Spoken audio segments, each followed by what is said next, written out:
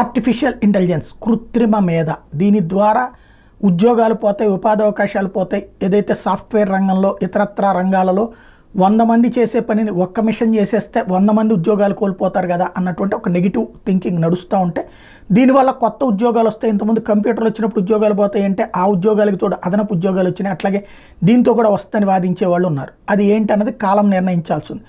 ఇది పక్కన పెడితే ఇప్పటికి ఆర్టిఫిషియల్ ఇంటెలిజెన్స్ వల్ల మంచి జరిగినటువంటి అంశాలలో వైద్య రంగం బాగా కనబడుతుంది. మొన్ననే చెప్పుకున్నాం, బ్రెస్ట్ క్యాన్సర్ని ప్రాథమిక దశలోనే గుర్తించగలుగుతోంది ఆర్టిఫిషియల్ ఇంటెలిజెన్స్ అన్నటువంటిది. ఇప్పుడు కొత్త కాన్సెప్ట్ ఏంటయ్యా అంటే ఏది మనకి పిల్లలు పుట్టట్లేదు లేకపోతే ఏంటి అన్నటువంటి వాటికి సంబంధించి ఇప్పటిదాకా చూసేటటువంటి మెడికల్ టెస్టులు చేయించుకోవాలి. పుంసత్వ పరీక్షలు అంటుంటారు, వీర్యాన్ని టెస్ట్ చేసి పిల్లలు పుట్టడానికి అవకాశం ఉందా లేదని. ఇది ఆర్టిఫిషియల్ ఇంటెలిజెన్స్ చేస్తుందట, చాలా తక్కువ ఖర్చుతో చేస్తుందంట. ఫెర్టిలిటీ ఏ స్థాయిలో ఉందో ఇన్ఫెర్టిలిటీకి సంబంధించినటువంటి అంశాలని వితౌట్ సెమెన్ టెస్ట్, వీర్య కణాల పరీక్ష లేకుండా చేసేటటువంటి టెక్నాలజీ రంగంలోకి వచ్చిందట.